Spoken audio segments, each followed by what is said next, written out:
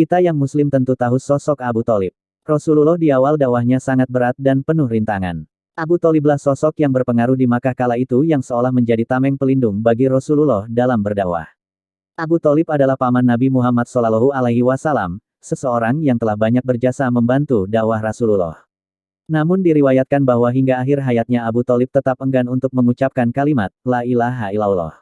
Bahkan ketika Rasulullah SAW meminta langsung kepada Abu Thalib untuk mengucapkan kalimat ini di akhir hayatnya, dia tetap saja enggan untuk mengucapkannya. Seperti apa kisahnya, dan apa pelajaran yang dapat kita ambil dari kisah Abu Thalib ini? Silahkan simak kisah berikut ini hingga selesai. Dalam hadis Bukhari diriwayatkan bahwa, ketika Abu Thalib hendak meninggal dunia, maka Rasulullah SAW mendatanginya. Saat itu di sisi Abu Thalib ada Abu Jahal bin Hisham dan Abdullah bin Abi Umayyah bin Mughirah. Rasulullah SAW berkata kepada Abu Thalib, "Wahai pamanku, katakanlah la ilaha illallah, suatu kalimat yang dapat aku jadikan sebagai hujah atau argumentasi untuk membelamu di sisi Allah." Maka Abu Jahal dan Abdullah bin Abu Umayyah berkata, "Apakah engkau membenci agama Abdul Muthalib?" Maka Rasulullah terus-menerus mengulang perkataannya tersebut, sampai Abu Thalib akhirnya tidak mau mengucapkannya.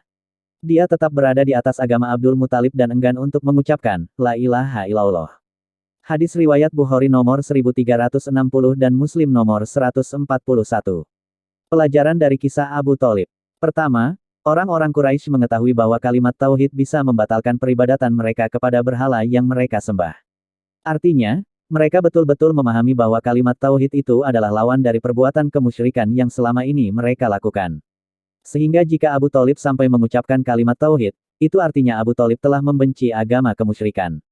Inilah di antara salah satu sisi mengapa orang-orang musyrik zaman dahulu itu lebih memahami makna kalimat tauhid daripada orang-orang musyrik zaman sekarang.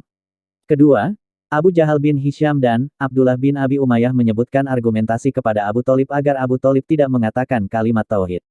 Argumentasi ini adalah argumentasi yang sangat jelek dan tercela, yaitu, apakah engkau membenci agama Abdul Muthalib? Ini adalah sikap mengikuti nenek moyang yang tercela, untuk menolak ajaran agama Islam yang lurus. Padahal, nenek moyang mereka tersebut berada di atas agama yang batil, yaitu agama kemusyrikan. Allah Ta'ala menceritakan tentang mereka di dalam Al-Quran sebagai berikut.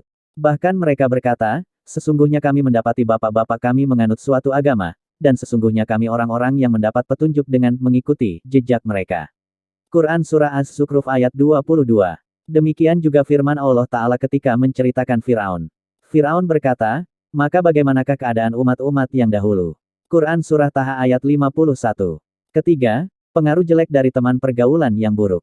Oleh karena itu, hendaknya kita waspada dan menjauh dari bergaul dengan teman-teman yang berpotensi membawa kejelekan. Abu Thalib enggan mengucapkan kalimat tauhid, karena ketika dia sudah sakit parah dan hendak meninggal dunia, dia ditemani oleh teman-temannya yang buruk, yaitu Abu Jahal dan Abdullah bin Abi Umayyah. Keempat, jika seseorang dipastikan meninggal dalam kondisi kekafiran, maka tidak boleh dimintakan ampunan dan tidak boleh didoakan.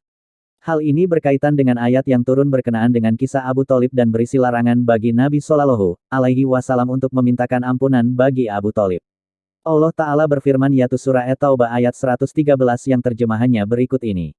Tiadalah sepatutnya bagi Nabi dan orang-orang yang beriman memintakan ampun kepada Allah bagi orang-orang musyrik, walaupun orang-orang musyrik itu adalah kaum kerabatnya, sesudah jelas bagi mereka, bahwa orang-orang musyrik itu adalah penghuni neraka jahanam. Quran Surah At-Taubah ayat 113.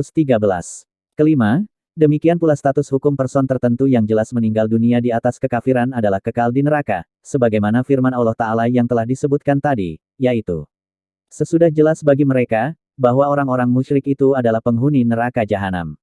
Quran Surah At-Taubah ayat 113. Keenam, sesungguhnya hidayah taufik itu tidak ada yang memilikinya kecuali Allah Ta'ala. Bahkan manusia yang paling mulia pun, yaitu Nabi Shallallahu Alaihi Wasallam, tidak memiliki hidayah taufik. Lalu bagaimana mungkin dengan orang-orang yang kedudukannya berada di bawah beliau? Allah Ta'ala berfirman, sesungguhnya kamu tidak akan dapat memberi petunjuk kepada orang yang kamu kasihi, tetapi Allah memberi petunjuk kepada orang yang dikehendakinya, dan Allah lebih mengetahui orang-orang yang mau menerima petunjuk. Quran Surah Al-Qasas ayat 56. Ketujuh, bahwa syafaat Nabi Shallallahu Alaihi Wasallam kepada Abu Thalib adalah pengecualian dari firman Allah Ta'ala berikut ini. Maka tidak berguna lagi bagi mereka orang-orang kafir, syafaat dari orang-orang yang memberikan syafaat. Quran Surah Al-Mudatsir ayat 48. Akan tetapi, Syafaat Rasulullah Shallallahu Alaihi Wasallam kepada Abu Thalib itu bukan untuk mengeluarkan Abu Thalib dari neraka, namun hanya untuk meringankan azab di neraka. Sebagaimana disebutkan dalam hadits dari Abu Sa'id Al-Khudri radhiyallahu anhu, dia mendengar Rasulullah Shallallahu Alaihi Wasallam yang ketika paman beliau, Abu Thalib, sedang diperbincangkan, beliau bersabda, "Semoga syafaatku berguna baginya pada hari kiamat, sehingga dia tidak diletakkan dalam neraka yang dalam, yang tingginya sebatas kedua mata kakinya, namun itu pun menjadikan ubun-ubun kepalanya mendidih." Hadis riwayat Bukhari nomor 6564 dan Muslim nomor 210. Sahabat semua, demikian kisah singkat tentang meninggalnya Abu Thalib. Semoga kita dapat mengambil pembelajaran dari kisah ini. Wallahu a'lam bishawab. Jika sahabat merasa informasi ini bermanfaat, silahkan like, share video ini dan juga subscribe serta klik icon loncengnya agar selalu mendapat pemberitahuan update terbaru dari channel ini. Semoga support dari sahabat semua menjadi suatu amal kebaikan dan mendapatkan pahala dari Allah Subhanahu wa Ta'ala. Amin ya Rabbal Alamin.